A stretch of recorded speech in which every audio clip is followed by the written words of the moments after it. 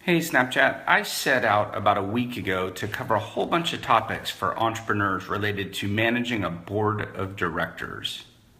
Today is my last Snapstorm in this sequence, so if you're not interested in boards, I hope the next set of snaps are more relevant to you.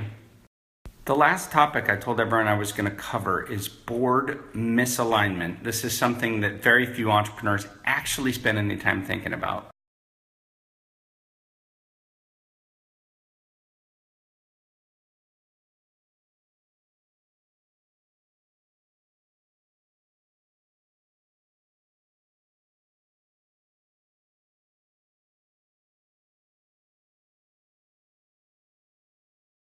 This is the narrative of a very successful company raising a seed round of 1 at a 4 pre and then doing 5 on 20. The seed round investor got 20% when he did that first round up here, 20% of the company. When the A round investor invested, he also got 20%. He put in $5 million at a 25 million post. The first investor got diluted to 16%. By now, everyone's feeling great. You have a lot of money, and the seed investor who invested $1 million is now have a holding value of $4 million or 4x. The reason the seed is feeling great is because you have a $25 million value. He owns 16% of it, and that's his 4x. Now I'm going to assume that the seed investor has about a $20 million fund. So with $4 million in holding value, that person already on paper has. Of course, the A round investor just made the investment. They invested $5 million, and that's worth $5 million because it's currently 1x. Now you really crush it because a year later you raised $20 million at an 80 pre. A B round investor, 20 million, 80 pre. On paper, in the press, you're worth $100 million, and people start reporting on it, which is awesome. This person, 1x.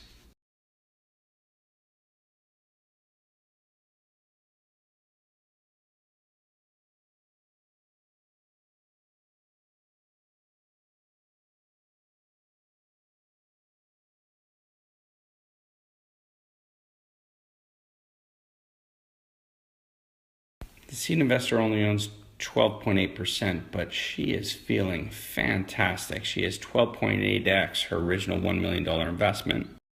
And assuming this is only a $20 million fund, this person has returned more than 50% of her fund already on paper. And remember that A round investor who put 5 on 20 at a 25 post who was holding it at 1x? Let's see what they do.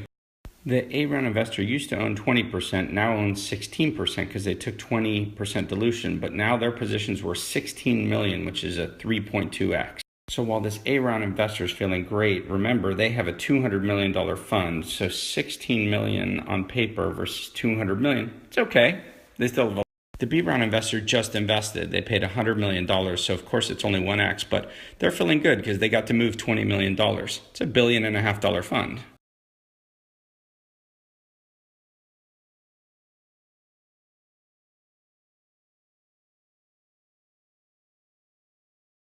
When you raised the 20, the B round investor encouraged you to grow, so you took your net burn up to about $1 million a month.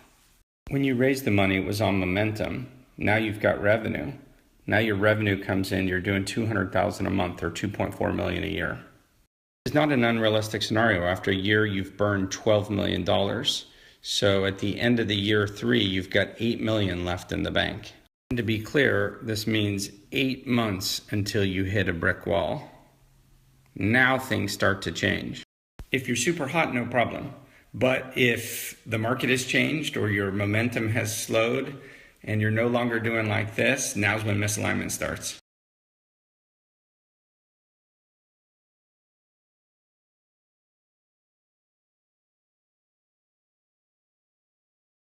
Remember that A round investor, seed fund, $20 million fund holding your value at 12.8 million?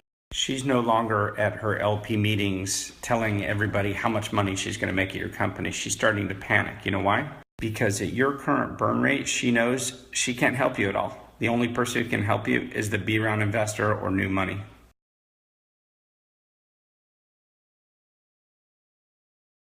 If the A round investor wants to help you with a $3 to $4 million check, that buys you what, 3 to 4 months? So guess what starts happening?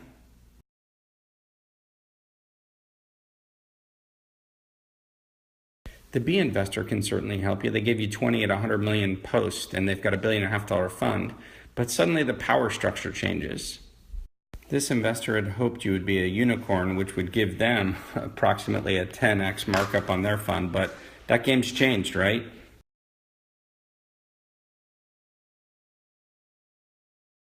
So you're turning up to board meetings and you're not even thinking about all the different incentives of the investors, and frankly, they're not always thinking about it themselves.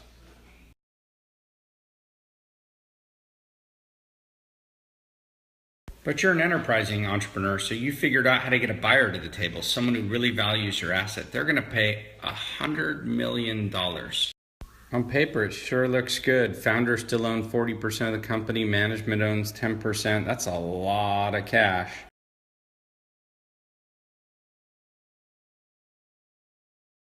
B-round investors just gave you 20 million bucks. They're expecting a return on their capital, so they may be saying they want you to go for growth.